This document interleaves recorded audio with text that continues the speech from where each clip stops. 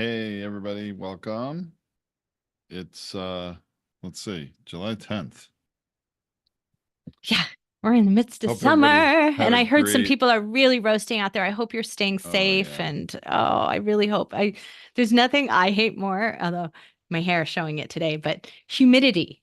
I'm just not good in humidity. The temperature doesn't matter to me, but the high humidity I can't handle. So I really feel for some of you in parts of the country where it's so wet right now. I like what humidity does to your hair, but I know I know you you don't. do, but just you know that old Friends TV show, that one where what's her name? I forgot her name already. Um What are you talking about? The TV where her show hair Friends? gets bigger and bigger and bigger when they go to the islands. Who is it? Oh, it's Monica. Monica. Monica's hair. Monica's hair. That's my hair. That's what it looks like. It just gets bigger and bigger and bigger the more humidity in the air. I'm lucky I live out west. Yeah. So, anyway, well, how are you all? I know we're in the midst of summer, and a lot of summertime is people rethinking things, having a little time to reflect. We tend to see this at the holiday as well. So, all of our topics at this time of year are focused on that. So, let's get started, Tom, because we're really going to talk about the difference between social media influence model of podcasting and authority influence model of podcasting. Two things are very, very different and require very different strategies. And so we're going to talk about that today. I love it. One note, Nazanin, if you see someone named Betsy join in, she's new, just send her a message when she comes in just to let her know what we're actively doing because she hasn't been here. I think she was supposed to join. In case Yeah, she well, joins for late, those of you let her who know. are new, right? For Well, those of you who are new, who are just seeing us on the live stream for the first time, we're actually in Zoom with our clients at the same time that we are live streaming on, I think we're everywhere. YouTube, LinkedIn, you know where you're watching us if you're watching us on the live stream right now. So you know we're there. And we are also going to record our podcast. So we're doing this in a very meta way and not the Facebook referring meta way, but we're experiencing it at the same time that we're sharing it with you, that we're living it. So we are going to start the recording of the Feed Your Brand podcast and the coaching of our clients at the same exact time. So Tom, let's get started. okay. Let's do that. Hey everyone, welcome to Feed Your Brand. I'm Tom Hazard along with my co-host Tracy Hazard. Today we are going to talk about social media star versus podcast authority. Two paths to podcast power. And really what we're talking about is two completely different approaches to podcasting depending on your goals, what you're wanting to achieve with the content you're creating. Isn't that right, Tracy? Yeah, absolutely. And what I want to do is frame this up a little bit for everyone. Anyone who thinks that, oh, they just became a podcast star, it's not true. There isn't anyone that I could name.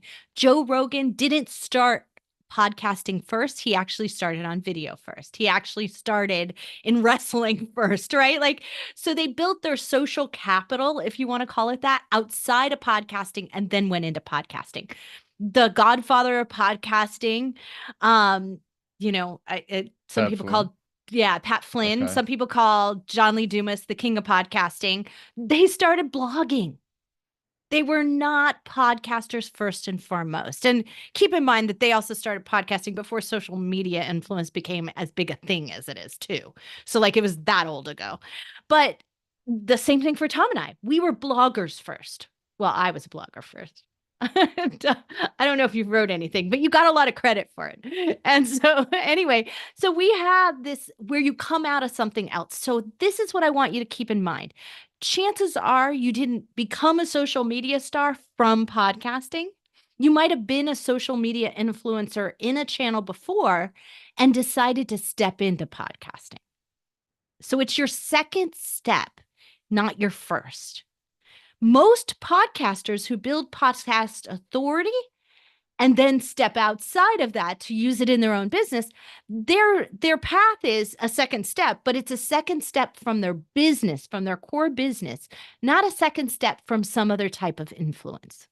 Just want to keep that in mind. So essentially, podcasting is their first authority and expansion and community outreach. It's not their second outreach, which is what it is with social media. So there's a little bit of difference in what they already have to start with and then how they're going to use that going forward. Does that make sense, Tom? Like, is that Yeah, I clear? mean, I think, for me, I try to break things down into sort of a more simple understanding for myself is that, you know, do you want to be a social media influencer first, or are you wanting to just have your podcast give you material to share on social media, but that's not your primary goal is not to be a social media influencer, right? I mean, I think that's pretty one Well, way to or your think about primary it. goal is to stay a social media influencer where you are, right? And Right. just use podcasting as an aside. But I think that's not as common. I think most often what happens is that at a certain point in social media influence, whether it's on Instagram or YouTube or wherever it is, they say, "Oh, I want to take my influence and now I want to go into reality TV, or I want to go and do something. I want to write books. I want to do something else with it, and I want to make more money and expand my influence, right? I want to make products like the Kardashians, right? I want to do something else with this influence." And what everyone will tell you is, until you can move it off of Instagram, until you can move it off of TikTok and show us that you have play outside the algorithm, you aren't really an influencer. You'll never be a celebrity, right? You're never going to take it to that next level. And so it is required of you to step into something else and show that you can take your audience and they will follow you wherever you go and do whatever you ask them to do. That's true influence. And when they won't do that, then it says, you're a TikTok wonder. That's great, but that's where you belong. And that means you don't get a book deal. You don't get a TV deal. You don't get those other things. So that's really why a lot of people come in and step into podcasting, because podcasting's cheaper. It's easier to access. It's a little easier to do, right? Well, the other great thing about podcasting, I just want everyone listening or watching this to understand this, is that being a podcast host has become something that puts you on the map in the United States. I'm just going to at least stay in the United States. I mean, maybe it does worldwide too, but all I know is the United States market, right? How often do we now have the late night TV show hosts having a podcast host on their shows? It happens every week and sometimes multiple nights a week. In fact, we have right now, and I'm holding this up for those of you in listening to the podcast, you can't see, I'm holding up a magazine that's Costco Connection, where they're talking about how their customers are listening to podcasts more and more. I mean, podcasting has entered the mainstream. And it used to be, if you wanted to really make a name for yourself outside of social media, okay, I'm going to say, if you want to make a name for yourself, you had to be an author. You don't need to be an author. You could be a Or have a podcaster. column, right? Or you Right. had to, and the whole point of it is, and this is where podcasting is similar, is that you have to sustain an audience. A column can sustain an audience. A book in the traditional book publishing world had to sustain book sales, like it had to have enough sales. So it was a sign that you had that level of influence required outside of the whole a platform, right? That's what we call it, really, outside of just the algorithm and just the social media channel itself. And so that's why this is so essential here. But we digress from like the differences between the two right now. So I want to get back to that, Tom. There's some significant approach differences because you have a different goal in mind to the two sides of things. So if my goal of social media influence is amassing a large enough audience that I can sell enough ads or enough stuff, other people's stuff, not usually my own, very rarely my own. It happens on occasion, though. Just keep that in mind.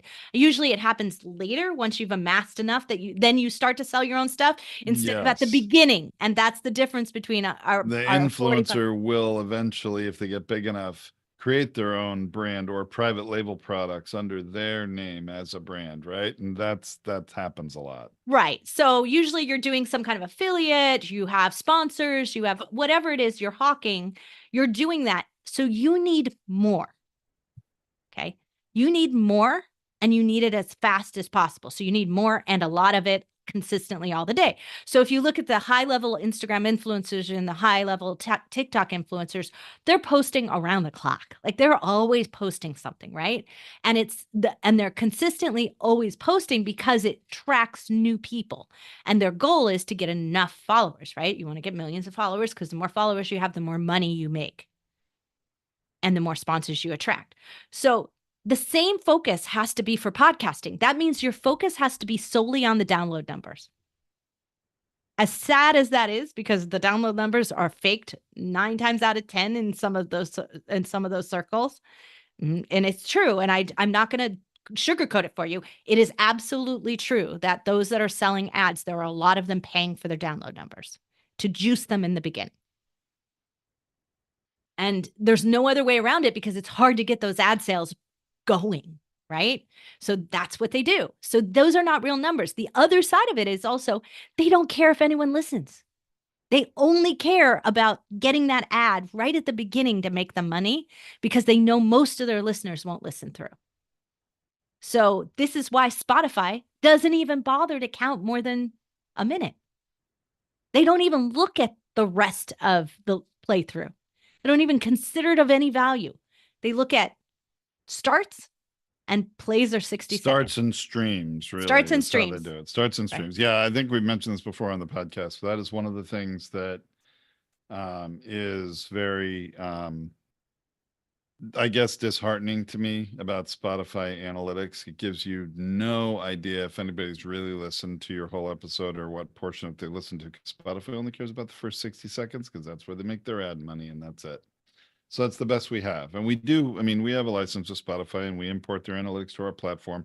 I think the follower data is actually more valuable to our customers than the actual play data because you don't really know if they listened. But I think the follower data makes it more apparent that people aren't listening to your show. And that's what's really like, you look at that follower data and you should have so many more plays than you have. And you don't, or so many more streams than you have. You're right. You often have so many followers that, gosh, if everyone was listening to every episode, you'd have a lot more downloads of your episodes. That is true, Tracy. However, I do find it as a constant gauge over time that people are still finding your podcast and are interested enough in it that they are clicking to follow. They're taking that action. Right. But then they're not sticking with it. So this is where we say the path for a social media influencer looking to expand into podcasting and looking to grow, your path needs to focus on how are you going to get the most downloads possible. And in the beginning, that means short episodes, more frequent episodes. So you need to be posting 7 days a week if you want to really make it work. We have some that post multiple times a day, because you need more download numbers, which means you have to have more episodes to get more download numbers for them. So it's your number of subscribers times how many episodes you run in a given month. That's how you get up in the algorithmic numbers and you get seen and found. Like, that's it. It's a numbers game. So you have to have more content. Then once you find out that your followers aren't listening, if you're running ads or affiliations or anything where you're making money after that first 60 seconds, then you better concentrate on your content, because they're not subscribing and listening. Probably because you're overwhelming them with too much stuff, like it's too many episodes, they can't possibly listen, or it's just not good enough quality information, unique, valuable, long tail, like most podcast listeners want to have. So now you need to fix your content, but you do that second, not first. And that's the flip side of what we recommend on the authority side. On the authority side, we see the content first model works. If you build up really great content and then invite in the right audience, it has its own tipping point where that audience starts referring other people to it, where the guests that you have start referring the right type of people to it. And when they're playing through, They then join your community, consume more of your stuff, and they listen and they play through more. So now the things that you're trying to influence, like get them to join my membership and my community, get them to follow me on social, get them to do something, buy my books, whatever it might be that your level of it is, come into my coaching, come into my community, that is able to be done better if you have a content first model. So your first steps are more downloads on the social side, better content, and right fit audience on the other side. Better content that fits the audience, right? That you want to attract on the other side. And that's what it is. It's just flipped. Eventually, you both have to focus on the same things. Like you eventually have to do the other thing. It's just the order in which you do it and the magnitude in which you do it. Most people are not capable of being a social media type influencer on podcasting. It's too much work. You have to put in too much content, too much time. It's a whole lot easier to repost somebody's image somewhere else or add your little twist to it, add a little hashtag to it, make a little comment, make a little 10-second TikTok video than it is to do 10 minutes of content in podcasting, right? We all know that because I have to sustain a thought, an idea, a concept. I have to talk about that intelligently for a period of time. Buying downloads, though, that's easy, right? That's why they go that path, because if my content's not great and I need more time building up that great content, figuring out what my path is, figuring that out, then I'm going to buy my downloads because it's just easier. Because I got to get started. I got to get it juiced. I got to get it moving or I won't make money. I'm sorry if I sound a little callous about it, like mean about it, but I don't like it even is what I'm talking about seeing. buying downloads. I hate it. I know, like we've seen it. We've seen it happen with the a lot of the Spotify shows like Meghan Markle and Prince Harry's show and things like that. There were some major articles. Oh, it's written just about her that. show. He wasn't Just on her it. show. He wasn't a part of that one. Well, I don't know if he ever like came on it, but it's not his show. It was her show. My mistake. Sorry. She's supposedly restarting it, so we'll see. Well, we'll see if it gets better the third time around. I think it's technically the third time. So that's where, if you've got a name, you can get a deal, but gosh, you got to deliver. And, yeah.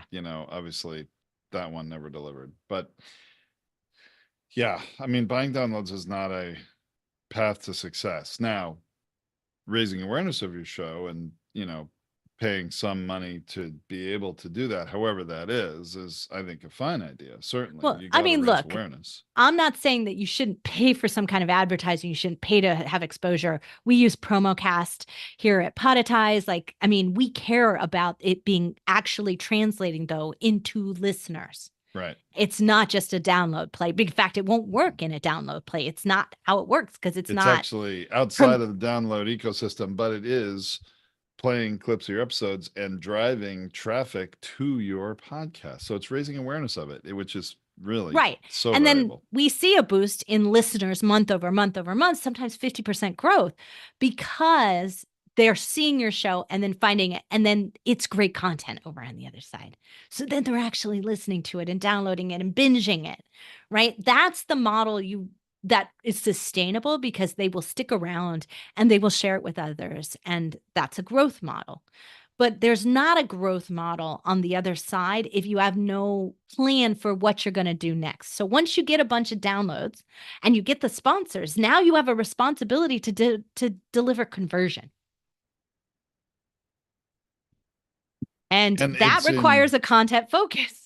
Well, and it's in your best interest and in the sponsor's best interest too, is to convert those listeners into, clicks. And I always say to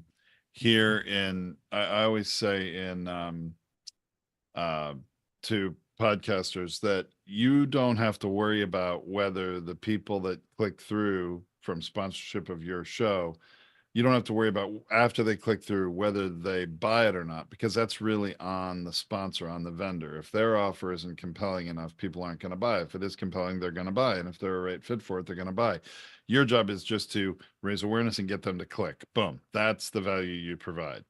You've raised interest, you've endorsed it or, recommended it, whatever it is. and converting those people to click to go wherever that sponsor needs them to go. That's your job.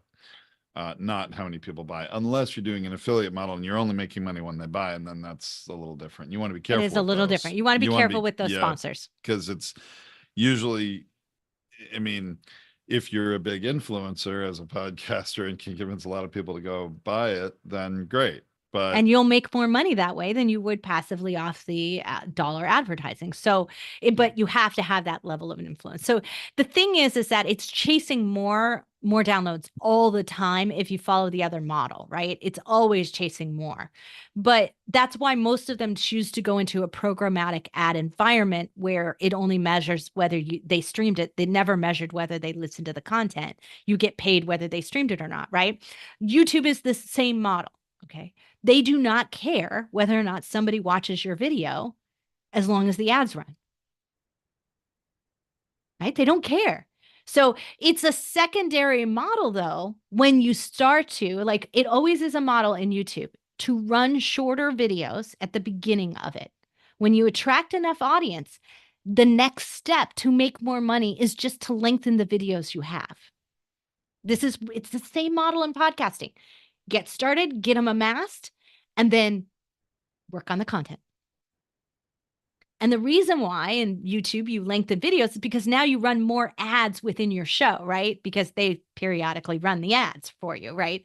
So the more ads you can squeeze in, the better off it is. And so that's why you see everyone, Joe Rogan included, he didn't start out with 90-minute videos. He started out with shorter ones that like then 2 or eventually 3 got hour to be not, videos yeah. in And now his case. I mean, sometimes, yeah, 2 or 3 hours, right? More ads run during that time frame if you could command the listenership to stick around and go for it. But the last thing you'd want to do is create a long video when people are jumping out after a minute. If they're already jumping out, it's a waste of time to create 90 minutes. But if they're not jumping out, now you have an ad expansion money-making model to legitimately expand your content. But you still also can't exceed the expectation of your type of listener. But the other difference, and then this is what I want to raise to you, is that if you're not in a niche, it's a whole lot harder to grow and sustain an audience in podcasting than it is if you're in a niche. And so I say that meaning, like, You it know, doesn't people mean that say, "Oh, I want to talk about all these different things. I want to talk about this. I want to talk about that." And I hear this from podcasters a lot. I want to have a general variety show. You know, they don't say it that way, but that's really what they mean. It's like, well, I have all these different interests. I want to do episodes on all these different things. It's going to be a lot harder to grow an audience with that. What you're really needing people to do is like you, no matter what you talk about, more so than being interested in what you're going to share with them, you know, I mean, like specifically. So it is harder. People are generally looking and searching on niche topics, their needs, their interests, their challenges, their desires, something they need help with, something they want to learn. right. And that is in Absolutely. a niche. It's narrow. Right. And it does work this way in social media. People just don't understand that it does. They think, oh, well, I'm chasing the latest hashtag, I'm chasing the latest trend, and they're talking about it. But the reality is people liked you because you were the top gamer in something, or you were the top influencer in, health and wellness area of specifically yoga. Like, it was really tight and specific when you first started.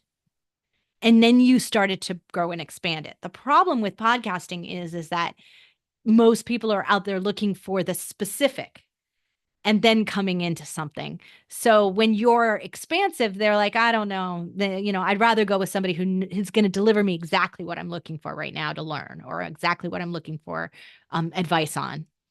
And so they'll go into the narrow first. And so your listener base is not as sustainable when you're in the general view, right? And so that's why a lot of social media influencers have trouble with it, because they want to come from one thing to the next, depending on where the ad dollars are coming from. And that requires switching an audience. And that's harder to do, right? Or you're then honestly focusing and segmenting the audience, the subscriber base you have, right? And so you're really only appealing to small percentages of them rather than the general. We made a lot more money off of 100,000 listeners a month in 3D printing than we could talk about anything 3D printing, but it was very specific to 3D printing, right? Than we would have ever made off of millions of dollars talking to general entrepreneurs. Millions of viewers on general entrepreneurship. Never made the same kind of money because every entrepreneur has a different problem. They're at a different stage. They're at a different level, right? So it's just that kind of model is harder if you want that. If that's how you are operating in the social media world, translating that into podcasting, you need to pick the most valuable part of your niche and go there and keep your podcasting on that piece of it. Where are you going to get the most sponsors? Where are the most listeners out of your base? Go into that area of it, not just everywhere. So focus is a little different, but really the business important. podcasters already know that, right, Tom? Because they already have a business and they're trying to focus for a specific user. So they don't have to think about it. They're already focused in it. Yeah. The more easier it is to define your, the easier it is for you to define, your ideal profile listener. And if that's in alignment with your ideal profile customer or your ideal profile customer for your sponsor, I guess, obviously you may have different needs. As long as they're in alignment, that will work very well. Yeah. So just to recap a little, it's like if you're on that social media influencer side, your very first focus and every decision you make about your show needs to be focused on the idea that you need more viewers, listeners, and downloads, right? Like all of those things combined together. Short content, more frequent content, then expand longer. But still remember not to expand out of the attention span of your listener base because that can happen. So sometimes they want longer, sometimes they don't, right? So it just depends on who they are. And then you prove the next method. And that's when then you expand into other things that you might want to do. Like what if you had a website for that and blogged it? What if you had the YouTube channel, right? Like, so you expand outside of it to the next level and the next level to keep that audience buying in all the different places, or get an audience that's only a viewer instead of just a listener with the same content, right? That's how you work less and still and make more money as an influencer, right? You expand into a channel with the same stuff. The problem is that TikTok doesn't translate into podcasting. So if you thought that it would, it's not going to. It's just not a viable translation. Podcasting can translate into TikTok the other direction if you cut it into pieces, but it doesn't go the other way. So what else can you do? Tom and I both recommend the path of podcast to videocast to blogging. Now, reality is it'll be video cast first because you'll record the video at the same time you record the podcast. But it's still like if you're going to do it in a model of like, make sure it works, get it right in podcasting. It's easier to get it right here, then move it into the video side of it and add that as your secondary. And we have a lot of podcasters. We have about 70% right now, 72%, I think it's something like that, who have expanded into video in the last 3 years. They didn't start in video. So it's perfectly viable. And then from video, a lot of new podcasts, I think about 3/4 of new podcasts, maybe even more, honestly, are launching with video from the get-go now. Right. But they're video and audio at the same time. So it's not like you skipped the podcast side of it, right? And you just went straight into it. So anyway, this is the math that really works for you there. On the authority influence side, great content first. That's right fit for an audience. Test and make sure that audience is coming in and getting attracted to it and subscribing to your show. And once that starts working, then you start expanding to a growth strategy of downloads and viewers and listeners. And so you start expanding out of that, but get the right fit first, because if at the end of the day, you meant to attract CEOs and all you, or there, we've had one like this, you meant to attract HR managers. Instead, all you got were poor people who want or trying to get jobs, like, like they were out there, they were looking for work instead of the HR managers, then you haven't gotten the right audience who's going to pay for your business tool, your coach, your whatever that is, Your right? course, You've whatever. got the audience with no money who's you're giving great value to, and you want them to still have that value, but you didn't get your core audience too. And you need to get your core audience. You need to get the ones who are going to buy whatever it is that you have to sell. Make sure that fits first, then expand it. And then expand out. If you aren't doing video, add video. If you are already great, add blogging. Add the things that are going to make a difference to you long term. And then honestly, if it were, and I've seen this again and again, I would choose blogging over social media. It is a whole lot harder to expand into social media if you're not there first than it is to expand into blogging and have that working for you right away for your website. Blogging will sell more stuff and more Blogging will long term. always work. It's just, and the thing is, it's another thing that's created from your spoken content in the podcast. So, I mean, there is work involved in it. Don't get me wrong, unless you're having it done for you, but, and you can pay to have that done for you. That's a big part of what we do. But you need to convert your podcast content into written content for your website that's going to attract people from Google search. And everybody who then visits your site, there are tools that are available that you can data mine anybody who visits your site and get their email address. It's not that hard. And they don't even have to the opt other in, side but of it, you can also invite them to opt in, obviously, when they get there. right. But the other side of that is that it lives longer. Right. If I'm going to do something that it takes a lot of effort, and it takes a lot of effort to make good Instagram videos and clips and stories that attract enough of an audience that then buys my stuff. Right. Like, it's just the conversion factor is so low. It's in the single digits that the time and effort to do that isn't worth the results. When I can 10x that, and it will live around for years on my blog. Right? Oh, It will live around for minutes in TikTok. It will live around for hours in Instagram, days on Pinterest, right? In fact, I remember one of our podcasters who has a great show called The Note Closer Show, Scott Carson. He gave us a slide from some conference he attended. There was a slide produced by Google. And I know we have it somewhere because we've used it in some of our own presentations. I have it sitting on the wall right here. Do you? Okay. Which basically tells you about the life cycle of different kinds of content. It's called the relevancy of content types. And, you go from social posts that live, like you said, for minutes to different things that last longer. And the two toward the very bottom, and I forget if they're the biggest two, but podcasts have a very long life of years, and blogs had the longest. So it's a way to, have your content live on forever. And it's true. I mean, I've said it on past episodes, and, we have episodes of Feed Your Brand that we did 6 years ago that are still ranked on the first page of Google search for certain really valuable key terms, keyword phrases people are searching on in Google every month. And that traffic goes to our website. And it's interesting, Tracy, we moved the Feed Your Brand blogs from podetize.com to Podcasters United because we shifted where this podcast content is.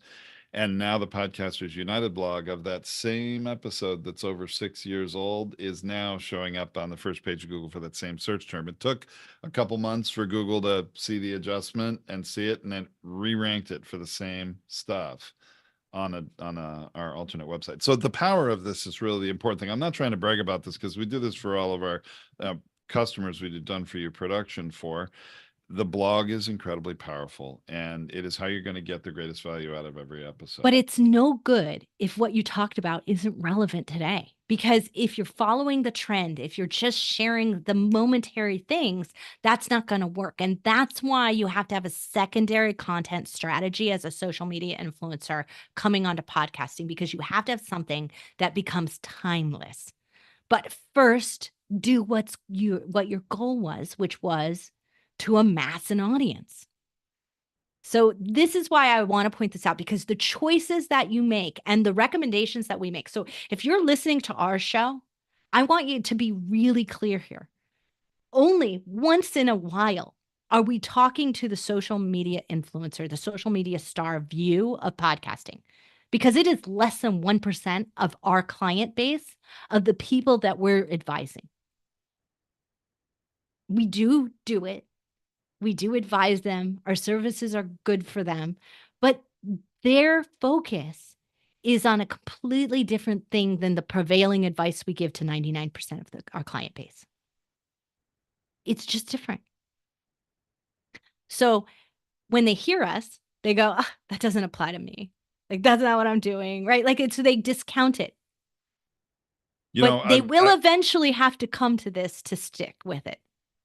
we've seen a couple of social media influencers try to move to podcasting. They lose interest in it very quickly because you don't have the quick hit of all the likes and all the shares. It takes time.